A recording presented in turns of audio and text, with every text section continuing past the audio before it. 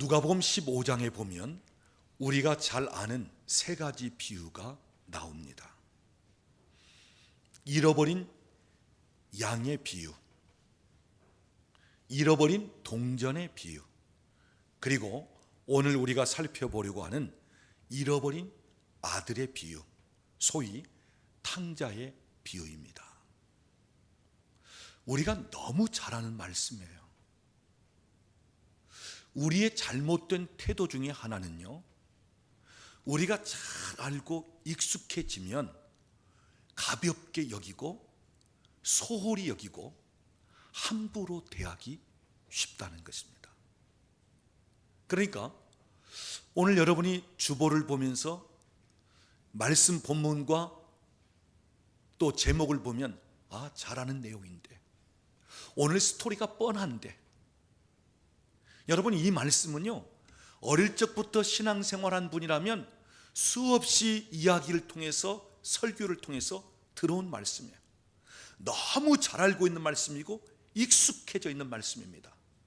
그래서 우리는 그 내용, 오늘 설교 들으면 그냥 아는 내용, 그럴 수 있단 말이에요. 왜요?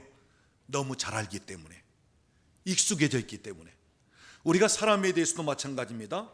익숙해져 있고 친한 사람, 함부로 대하기 쉽습니다.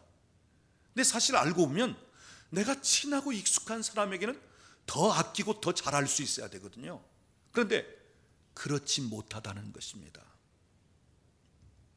그래서 익숙해졌을 때 우리에게 쉽게 가볍게 넘기는 잘못된 태도를 보일 수 있다는 것입니다. 성경 말씀을 잘 알고 익숙해진 분, 어릴 적부터 교회 생활에 익숙해져 있는 분, 또는 신앙생활에 익숙해져 있는 분, 한 가지 단점은 기대감이 없다는 것입니다. 너무 익숙해져 있기 때문에. 사랑하는 여러분, 오늘 우리는 하나님에 대해서도 기대감을 가져야 돼요. 오늘 우리는 내가 섬기는 교회 모일 때마다 기대감을 가져야 돼요. 오늘 우리는 말씀을 들을 때 기대감을 가져야 돼요. 내가 잘 알고 있는 말씀일지라도, 내가 너무너무 익숙해진 말씀일지라도, 오늘 하나님은 이 말씀을 통해서 내게 무엇을 말씀하실 것인가? 오늘 나에게 하나님은 이 말씀을 통해서 무엇을 깨닫게 할 것인가? 우리는 기대감을 가져야 한다는 말씀이에요. 저는 목사로서 성경을 수없이 많이 읽었음에도 불구하고 말씀을 읽을 때 새롭게 깨닫게 하시는 경우가 많아요. 전에는 그냥 지나쳤는데 오늘 이 말씀이 나에게 새롭게 깨닫게 하시는, 새로운 것을 볼 수 있게 하시는 그런 말씀이 되어지고요. 그리고 제가 설교를 많이 하는 중에, 같은 본문을 가지고 몇 번 설교를 하는 중에도 또한 하나님께서 다르게 말씀하게 하시는 경우가 있다고 하는 사실입니다. 왜냐하면 우리가 지금 읽고 듣는 이 말씀, 성경은 살아있고 운동력 있는 말씀이기 때문에, 문자적인 말씀이라면 그 말씀을 통해서 뭔가 깨닫게 하시는 것이 너무 단조롭고 한정되어 있지만, 살아있는 말씀, 운동력 있는 말씀이기 때문에 오늘 들을 때 그 말씀이 되게 새롭게, 오늘 읽을 때 그 말씀이 나를 또 새롭게 하시는 면이 있다는 것입니다. 그래서 우리가 살아있고 운동력 있는 말씀이기 때문에 말씀을 들을 때마다 오늘 나에게 무슨 말씀을 하실까? 하나님이 오늘 나에게 어떠한 새로움을 깨닫게 하실 것인가? 기대감을 가질 수 있기를 바랍니다. 누가복음 15장에 나오는 이 세 가지 비유에는 공통점이 있는가 하면 차이점이 있습니다. 공통점은 무엇입니까? 잃어버린 것을 찾았다는 것입니다. 잃어버린 양을 찾게 되었고, 잃어버린 동전도 찾게 되었고, 잃어버린 아들도 찾았습니다. 잃어버린 것을 찾았다는 것은 공통점입니다. 그러나 차이점이 있다면, 양을 잃어버렸을 때, 동전을 잃어버렸을 때는 찾아 나섰습니다. 그러나 아들을 잃어버렸을 때는 찾아 나선 것이 아니라 기다렸다는 것입니다. 이것이 바로 차이점입니다. 한 가지 질문을 하겠습니다. 오늘 우리가 읽은 말씀, 잃어버린 아들에 대한 비유, 탕자의 비유. 자, 주인공은 집을 나간 아들이겠습니까? 아니면 그 아들을 기다리는 아버지이겠습니까? 아버지입니다. 주인공은 집을 나간 아들을 기다리는 아버지가 주인공이에요. 그 아버지의 마음은 언제나 내 자식이 돌아올 거, 돌아오기만 하면 은혜를 베풀고 모든 것을 회복시키고 가장 좋은 것을 주고, 그리고 사랑하는 아들로 그대로 받아들이고자 하는 아버지의 마음.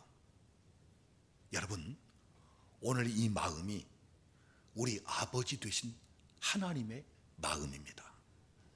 오늘 우리 하나님은요, 우리에게 모든 것을 주시고 싶어 하시고, 하나님은 우리를 얼마든지 용납하시는 분이시고, 이미 우리의 잘못된 것까지도 다 용서해 놓고 기다리시는 분이고, 하나님은 우리로 하여금 때로는 마음을 열 때까지, 받아들일 때까지 기다리기도 하시는 분이시고요, 하나님은 우리가 생각지 못한 너무너무 복되고 의로운 길로 인도하시는 하나님이십니다.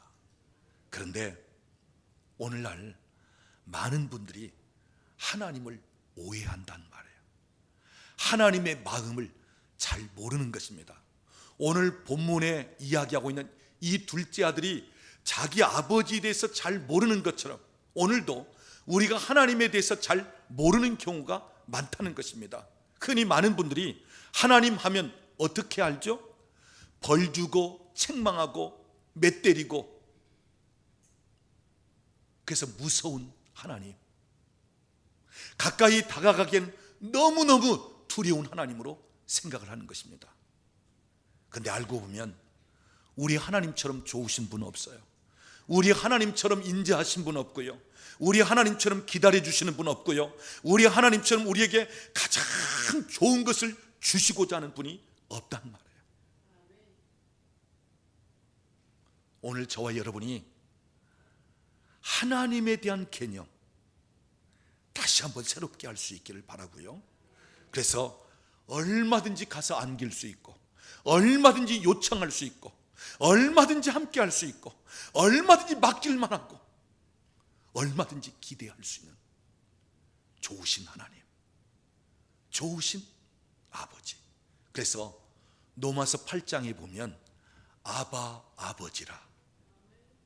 아바라는 말은 사랑스러운 아버지라는 뜻이에요. 오늘 우리 자녀들이 아버지 하기 전에 아빠 하는 것처럼 우리 하나님을 그렇게 여길 수 있는, 그렇게 사랑하고 그렇게 아끼며 그렇게 귀하게 여기는 우리 아버지 되신 하나님이라 한 말씀입니다. 오늘 본문을 보면 둘째 아들은 너무나 조급합니다. 성급합니다. 자, 오늘 본문 12절 말씀 우리 같이 읽어보겠습니다. 그 둘째가 아버지에게 말하되 아버지여, 재산 중에서 내게 돌아올 분깃을 내게 주소서 하는지라. 아버지가 그 살림을 각각 나누어 주었더니, 여기 둘째 아들이 아버지에게 무엇을 요구하죠? 제게 줄 분깃을 미리 주십시오. 여기서 분깃은 유산을 가리키는 것입니다. 여러분, 유산은 부모가 세상을 떠난 다음에 물려받는 것이 유산이에요. 그런데 오늘 둘째 아들은 아버지가 멀쩡히 살아계심에도 불구하고 유산을 달라는 것입니다. 분깃을 달라는 것입니다. 그러니까 지금 조급하게, 성급하게 유산을 요구하고 있는 거예요. 자, 그 다음 또 이 아들의 조급함, 성급함을 보여주는데 13절 말씀 보십시오. 그 후 며칠이 안 되어 둘째 아들이 재물을 다 모아가지고 먼 나라에 가 거기서 허랑방탕하여 그 재산을 낭비하더니, 자, 그 당시 아버지로부터 유산을 받았으면 주로 전답, 밭이든 논이든 부동산을 유산으로 받았을 거예요. 그런데 이 둘째 아들이 그 유산을 어떻게 정리합니까? 조급하게, 성급하게, 재빠르게 정리했다는 거예요. 그래서 현금으로 바꾼 것입니다. 그리고 먼 나라로 가는데 조급하게, 성급하게 그 길을 떠났습니다. 자, 여기 둘째 아들은 지금 성급합니다. 유산을 받는 것도 성급하고 조급해요. 그 유산을 현금으로 바꿔서 지금 돈으로 만드는 것도 아주 조급하게, 그리고 먼 나라로 떠나는 것도 조급하게. 여러분, 오늘 우리 삶에 있어서 가장 문제가 되고 불행이 시작되고 비참하게 만드는 원인은 조급함, 성급함이에요.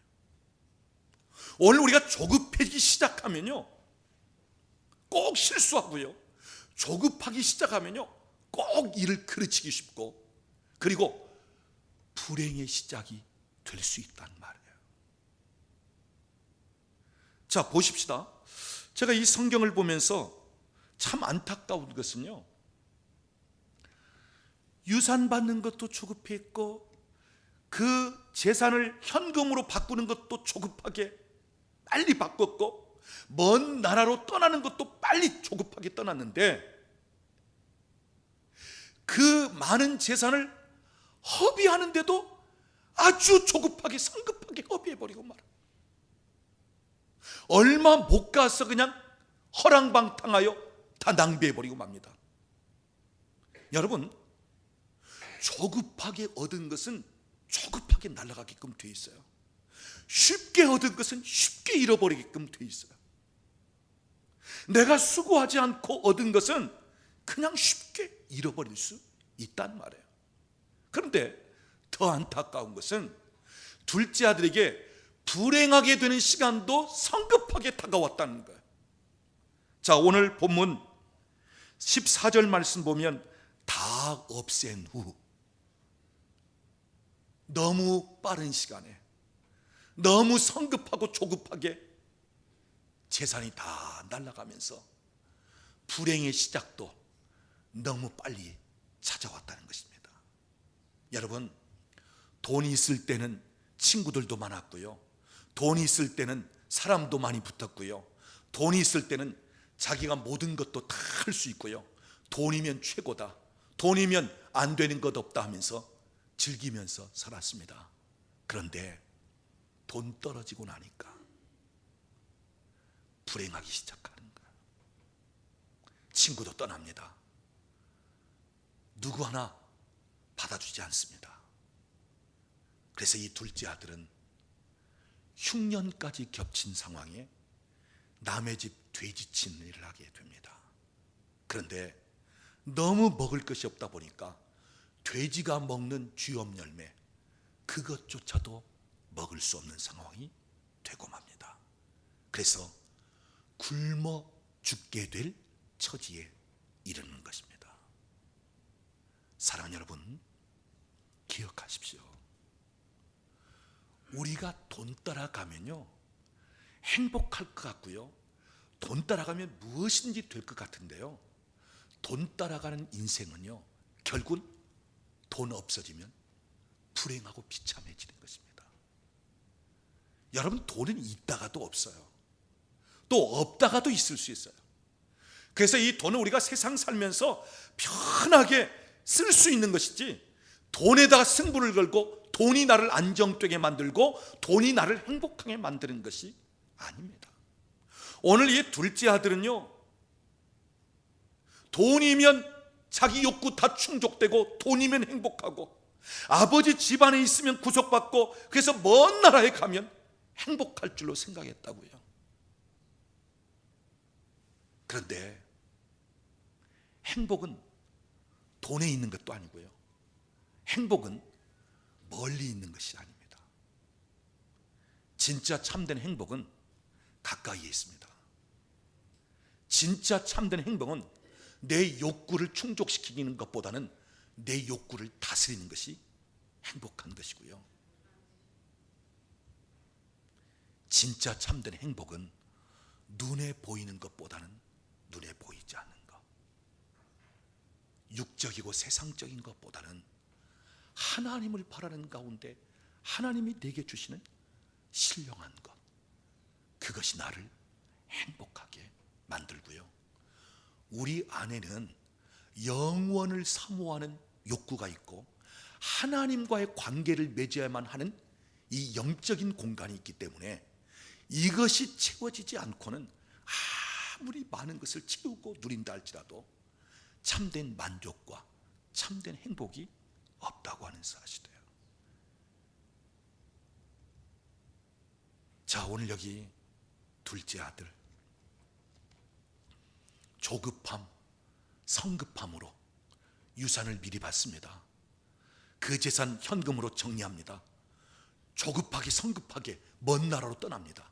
그런데 가지고 있던 재산도 성급하게 떠나가고요, 불행도 성급하게 조급하게 찾아왔다고 하는 이야기입니다. 자, 여기 조급함, 성급함이 문제인데 이것 때문에 불행이 시작되는데 오늘 우리에게 이 조급함과 성급함의 원인이 무엇이냐는 거예요. 무엇 때문에 성급해야 되고 무엇 때문에 조급함을 떨어야 하는 것입니다. 무엇 때문에? 여러 가지 이야기할 수 있지만 오늘 저는 몇 가지, 왜 우리가 조급할 수밖에 없고 성급할 수밖에 없는가 하는 것입니다. 첫째는 우리의 욕심 때문에 조급해지고 성급해지는 것입니다.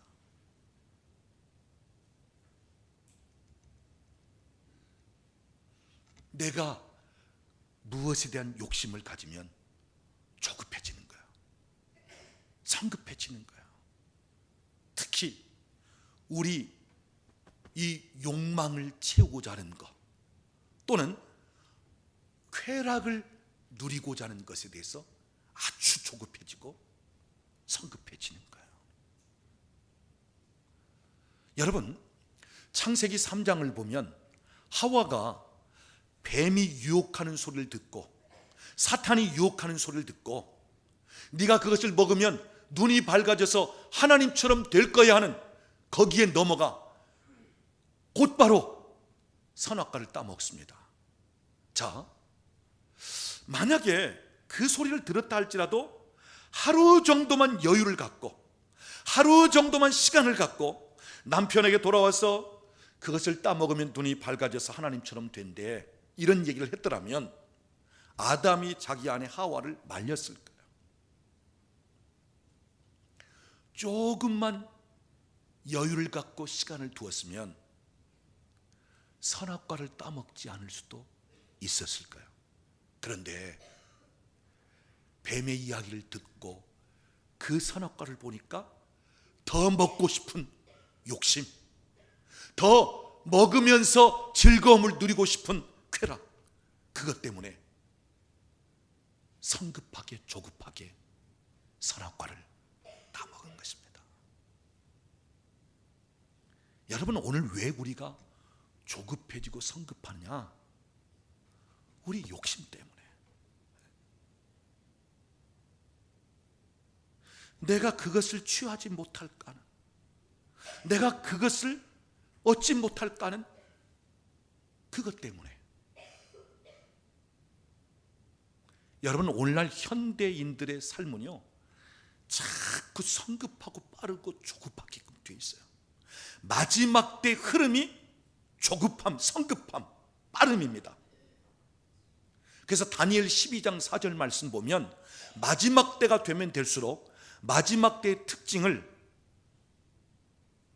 이렇게 표현하고 있어요. 다니엘아, 마지막 때까지 이 말을 간수하고 이 글을 봉함하라. 많은 사람이 빨래 왕래하며 지식을 더하리니. 그랬어요. 마지막 때가 될수록 빠른 왕래가 되어집니다. 그리고 사람들이 지식을 더하려고 해요. 이게 마지막 때의 특징이에요. 그래서 갈수록 빨라집니다. 빠른 게 대세예요. 왜요? 빨라야 차지할 수 있고, 빨라야 그것을 자기 것으로 삼을 수 있고. 그래서 여러분, 오늘날 이 빠른 것 다 대세예요. 여러분, 인터넷이든지 스마트폰이든지 빨리 되는 게 대세예요. 그냥 조금만 느리면 막 둘러가지고 뭐 돌리고 해서, 조금만 더 빠르면 좀 느린 거 놔두고 빠른 거 산다니까요. 점점 세상은 빨라지고 있어요. 특히 우리 한국 사람들 얼마나 빠른지 몰라요. 물론 장점도 있습니다. 오늘날 우리나라가 이만큼 되기까지는 뭔가 빠른, 그런데 여기에 있어서 피해도 있습니다. 잘못되는 부분도 있다고 하는 사실이에요. 세계 만국 공통어, 우리 한국 사람들 나가면 빨리빨리 다 알아들어요. 택시를 타든 어디를 가든 빨리빨리 다 알아듣습니다. 너무 조급하고 성급합니다. 여러분, 개발을 한다고 산을 하나 깎아버리는 것은 잠깐 사이 깎아버릴 수 있어요. 나무를 하나 잘라버리는 것은 잠깐 사이 잘라버릴 수 있어요. 그러나 그것이 잘못되었기 때문에 복구하려면 수십 년, 수백 년이 갑니다. 나무 하나 잘랐다가 그 나무를 다시 원상 상태로 만들기 위해서는 수십 년이 가야 그 나무가 될까 말까요. 오늘 우리가 빠르게 할 것도 물론 필요하지만 무조건 빠르다, 무조건 조급하고 성급하다, 그러다 보면 이 둘째 아들처럼 될 수 있다고 하는 사실이에요. 오늘 본문에서 탕자는 자기 욕망을 채우면 행복해질 줄로 알았습니다. 먼 나라에 가면 행복해질 줄 알았습니다. 돈이면 행복해질 줄 알았습니다. 그런데 그것이 아니었습니다.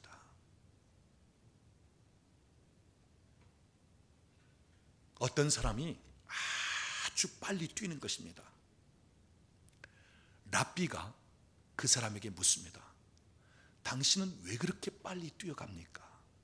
예, 저는 저 앞에 있는 행복을 붙잡기 위해서 빨리 뛰고 있습니다. 그러니까 하는 말, 여보게, 행복은 자네 뒤에서 지금 따라오고 있네. 자네가 행복보다 더 빨리 가기 때문에 행복을 붙잡지를 못하고 있네. 여러분, 오늘 어찌 보면 현대인들이, 오늘 우리가 너무 조급하고 너무 빨리빨리 너무 성급하다 보니까 얼마든지 행복을 누릴 수 있음에도 불구하고 행복을 못 누리고요, 너무너무 긴장과 스트레스, 너무나 압박을 받으면서 살고 있단 말이에요. 누가 그렇게 해서가 아니라 내 스스로가 그렇게 만들고 있다, 그 말이에요. 너무 조급증에 걸려서 그냥 자기 자신을 그냥 이해하지를 못하는 거예요. 자기 속을 들들 볶는 거예요. 그렇다고 해서 여러분, 모든 매사를 다 느리게 그렇게 하라는 것 아닙니다. 빠른 성격이 잘못됐고 느린 성격이 좋다는 얘기 아니에요. 우리에게 조급함과 성급함이 있지 않냐는 거예요. 근데 주로 내 욕심에서 내가 무엇을 차지하려는 욕망을 채우고자 하는 데서 이 조급함과 성급함이 강하게 일어난다 하는 것입니다. 그 다음 두 번째, 왜 조급한가? 불안과 두려움 때문에 조급해지고 성급해지는 것입니다. 그래서 불안한 세상, 두려운 세상에서 무엇인가 먼저 해 놓아야만 안정될 수 있겠다. 무엇인가 그것을 내가 먼저 취해야 다른 사람들이 갖기 전에 내가 가질 수 있다. 정보도 내가 먼저,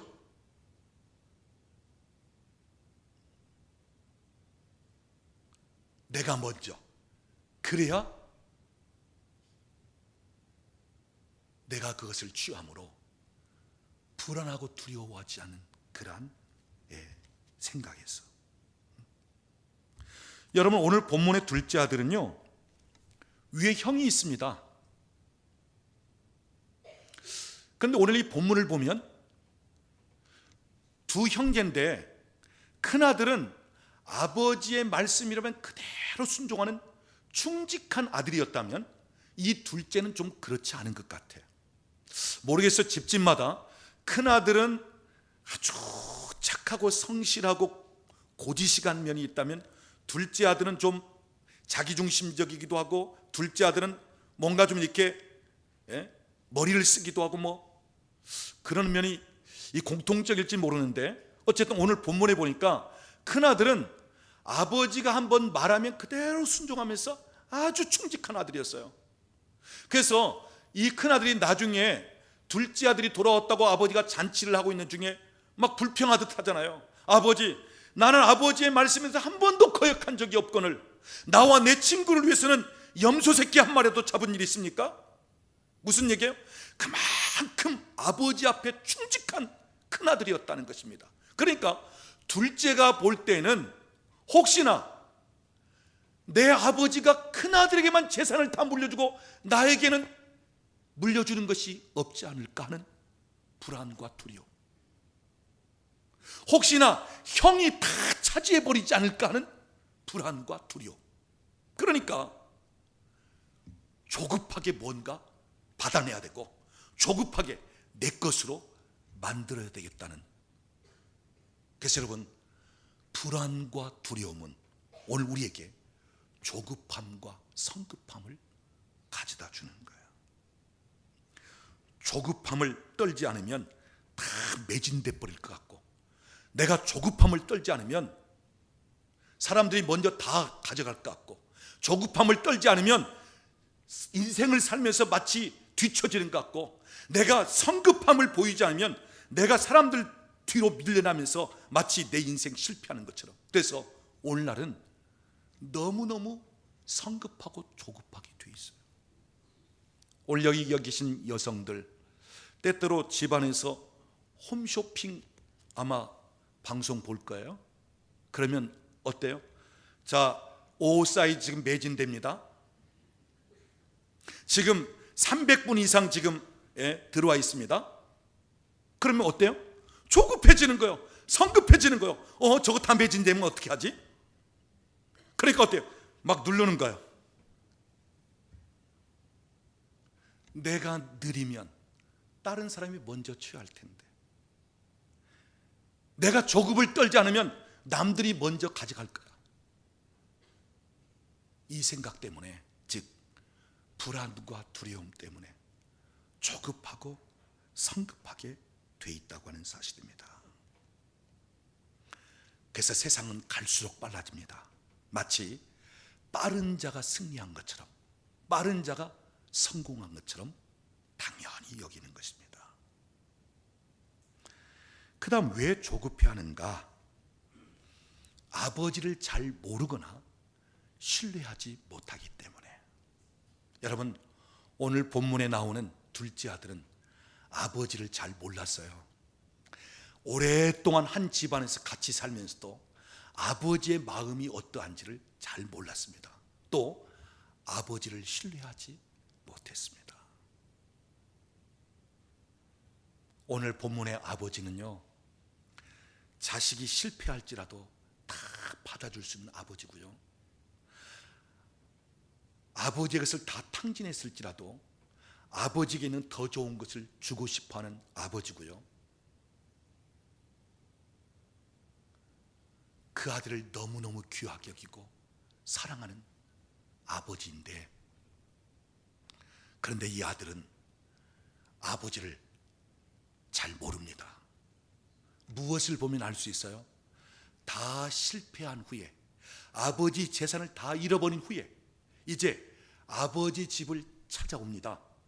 그럴 때 어떤 생각을 하죠? 내가 하늘과 아버지께 죄를 지었사오니 더 이상 나를 아버지의 아들이라 일컬음 하지 마시고 나를 품꾼 중에 하나로 보소서, 그렇게 말하리라.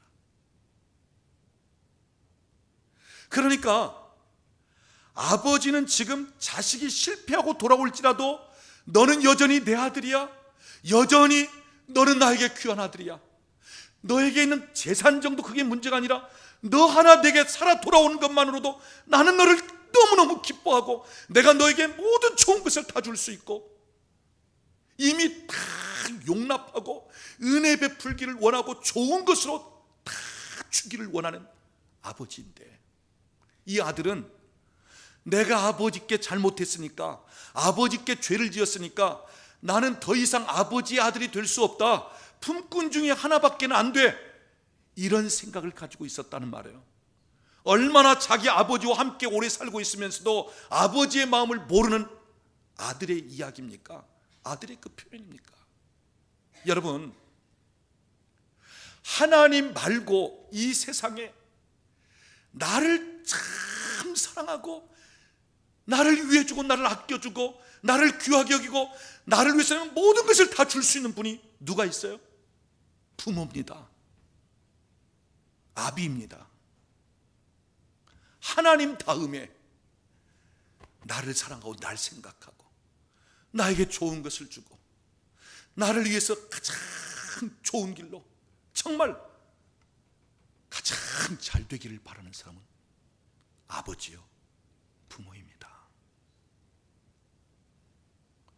부모가 왜 이렇게 고생하면서 일을 합니까? 물론 자기를 위해서도지만 자식들 위해서. 나는 못 배웠어도 내 자식 좀 가르치려고, 나는 그렇게 못 누렸어도 내 자식은 누리게 하려고, 나는 그냥 이름 없이 그냥 살고 있지만 내 자식은 그래도 많은 사람에게 영향력을 끼치는 좀 유명한 내 자식 좀 만들어 보려고. 하나님 다음 나를 생각하고 나를 위하는 분이 아버지고 부모인 것입니다. 그런데 오늘 이 둘째 아들은 자기 아버지의 마음을 몰랐다는 것입니다. 아버지에 대한 신뢰도 없어요. 그렇기 때문에 아버지가 재산을 물려주기까지 기다려야 되는데 그걸 못하는 것입니다. 아버지를 신뢰하면서 아버지 집안에서 얼마든지 행복하게 살면서 아버지가 나중에 다 쓸 것 알아서 물려줄 줄로 생각하고 아버지를 신뢰하면서 그 안에서 행복하며 그냥 기다려야 되는데 그러지를 못한 거예요. 아버지를 잘 모르고 아버지에 대한 신뢰가 안 되기 때문에 조급하게 성급하게 재산 미리 받아가지고 그리고 자기 멋대로 한번 살아보겠다고 먼 나라로 떠난 것입니다. 그런데 행복하고 성공한 것이 아니라 오히려 다 잃어버리고 빈털터리 거지가 되어서 돌아오고 만 것입니다. 사랑하는 여러분, 오늘 우리도 하나님에 대해서 잘 모르고 하나님에 대해서 신뢰하지 못하는 때가 참 많아요. 하나님은 나에게 얼마든지 좋은 것을 주시고자 하시고요, 하나님은 신실하신 분이기 때문에 하나님께서 우리에게 약속하신 말씀은 반드시 지키시고 이루시는 하나님이시고, 하나님은 우리에게 얼마든지 주고 싶어하는 분이기 때문에 우리가 구하고 기도하면 얼마든지 하나님의 때 우리에게 가장 좋은 것으로 주시는 하나님이신데 오늘 우리는 기다리지를 못한다고 하는 사실이에요. 내 때 하나님이 하시지 않으면 기다리지를 못해요. 하나님에 대해서 신뢰하지를 못해요.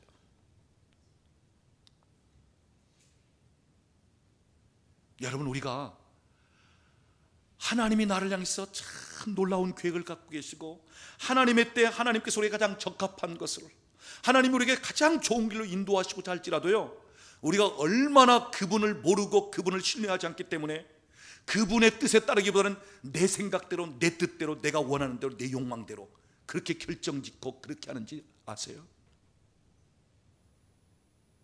그게 바로 실패, 그것이 바로 후회하고, 그것이 바로 불행하게 되어지는 것입니다. 여러분, 여호수아서를 보면 그 엄청나게 강한 성 여리고성을 여호수아 군대가 무너뜨렸잖아요. 그것은 여호수아 군대가 무너뜨리기보다는 하나님이 무너뜨린 것입니다. 자, 여리고성과의 싸움에서 멋지게 승리했습니다.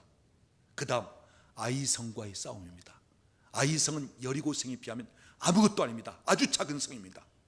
자, 먼저 정탐꾼은 보냈어요. 가서 보고 오니까 어떻게 생각돼요?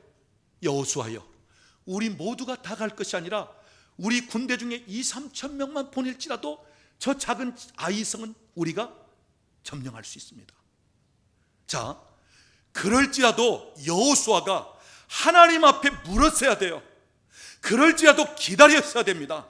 하나님께서 아이성에 대해서는 어떻게 싸우기를 원하시는가, 하나님이 이 아이성과의 싸움 앞에 우리에게 무엇을 말씀하시는가 기다렸더라면, 하나님께서 여리고성과의 싸움에서 그 성물을 개인적으로 취한 사람이 있다 그러면서 아간에 대해서 뭔가 하나님이 말씀하셨든지 아이성과의 전투에 전략을 주셨을 거예요. 그런데 여호수아의 단점이 뭐예요? 2-3천 명만 보내면 그냥 접수할 수 있다니까 조급하고 성급하게 그냥 결정해버린 거예요. 3천 명 보낸 거예요. 완전히 박살나고 돌아왔죠. 오늘 우리가 너무 조급하고 성급하기 때문에 하나님의 음성을 들을 만한 시간도 없어요. 하나님 앞에 기다리지를 않으려고 그래요. 기도는 그냥 합니다. 하나님께 때로는 묻기는 물어요. 그런데 시간이 지나면 더 이상 못 기다려요. 내 생각대로 해야 돼요. 내가 하고자 하는 대로 해야 돼요. 근데 여러분, 이것을 기억하세요. 성급하게 할 때는 반드시 사단이 배후에서 역사하고 있다는 것을. 왜냐? 성급하고 조급하게 결정짓고 성급하게 조급하게 일을 하다 보면 꼭 실수가 되고 그 다음에 나중에 가서는 후회할 수 있는. 그래서 여러분, 무슨 일이 막 성급하게 되어진다? 지금 어떤 계약을 하려고 하는데 막 성급하게 막 몰아붙인다? 그럴 때는 잠깐 멈춰야 돼요. 진짜 바른 결정인가? 진짜 하나님이 원하시는 것입니까? 하나님의 방법인가? 우리가 멈출 수 있어야 돼요. 여러분, 한번 뒤돌아보십시오. 여러분이 조급하고 성급하게 결론을 짓고 성급하게 무엇인가 시도했다가 실패하고 나중에 가서 후회할 것 많지 않습니까? 그럼에도 불구하고 또 조급하고 또 성급해지고. 왜요? 하나님의 뜻보다는 내가 원하는 바로 하려고 하기 때문에. 내 욕심, 내가 불안하고 두려우니까, 하나님에 대해서 아직 잘 모르고 신뢰하지 못하니까. 그래서 그분이 어릴 때는 기다리라면 기다릴 수 있어야 되는데 오늘 우리는 기다리지를 못한단 말이에요. 왜? 기다리다 보면 다른 사람이 차지하고, 기다리다 보면 뒤처지고, 기다리다 보면 그냥 여기 주저앉지 않는가, 이런 면 때문에. 여러분, 이스라엘 백성들이 광야를 여행할 때 그들이 마음대로 여행한 건 아닙니다. 마음대로 간 것 아닙니다. 가나안 땅에 빨리 들어가고 싶다고 해서 빨리 조급하게 움직인 게 아니에요. 아무리 늦고 기다릴지라도 성막에 머물러 있던 구름이 하늘로 붕 떠 올라야, 아, 하나님이 우리로 하여금 이동시키는구나, 하나님이 우리로 하여금 출발을 명령하시는구나. 그래서 구름이 떠오르면 자기들의 장막을 막 걷어 짐을 챙기기 시작했어요. 그리고 그 구름이 가면 그 구름을 보고 따라갔습니다. 어느 때는 일주일, 한 달, 1년 이상 성막에 구름이 덮여 있으면 거기서 기다려야 했어요. 만약에 나는 빨리 가나안 땅에 가고 싶다, 그래서 멋대로 갔다면 광야에서 다 죽었습니다. 사랑 여러분, 오늘 저와 여러분이 아무리 급할지라도, 아무리 지금 시간이 없다 할지라도 하나님이 우리에게 뭘 말씀하시는가? 하나님이 나에게 어떤 사인을 주시는가? 하나님이 내게 무엇을 원하시는가? 우리가 듣고 움직여야 한다는 말씀이에요.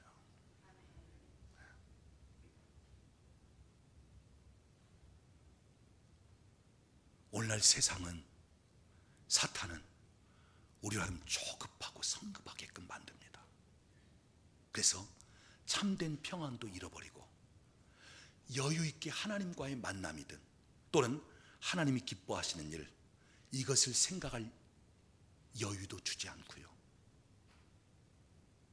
내 육체의 욕심대로 또는 내 육체의 쾌락을 위해서 또는 불안하고 두려워지게끔 자꾸 만들면서 하나님을 알지 못하고 신뢰하지 못하게 하면서 자꾸 조급하게 성급하게, 그러면서 이 둘째 아들 식이 되도록 만드는 것입니다. 사랑하는 여러분, 좀 기다리십시오. 하나님을 바라보면서 좀 기다리세요.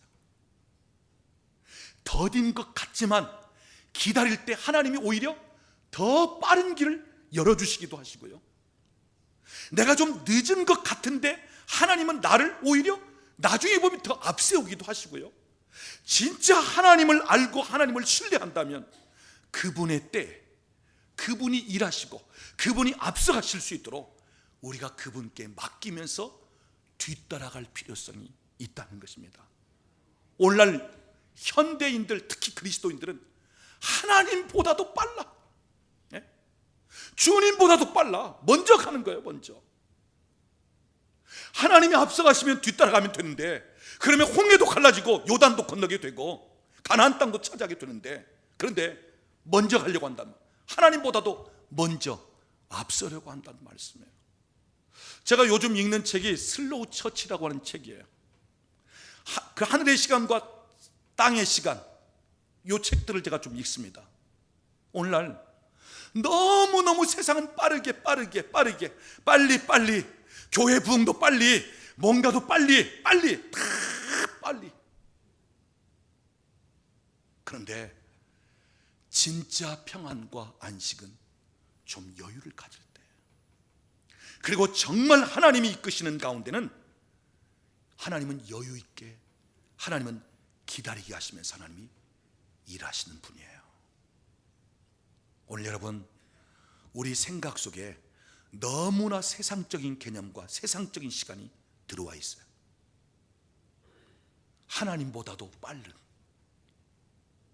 여러분 좀 우리 생각과 좀 우리 태도를 좀 바꿀 수 있는 필요성이 있어요.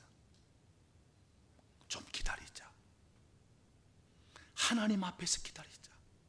그냥 기다리는 것이 아니라 하나님의 음성을 듣고자 기다리자. 기도하면서 기다리자. 하나님이 무엇을 말씀하시는가?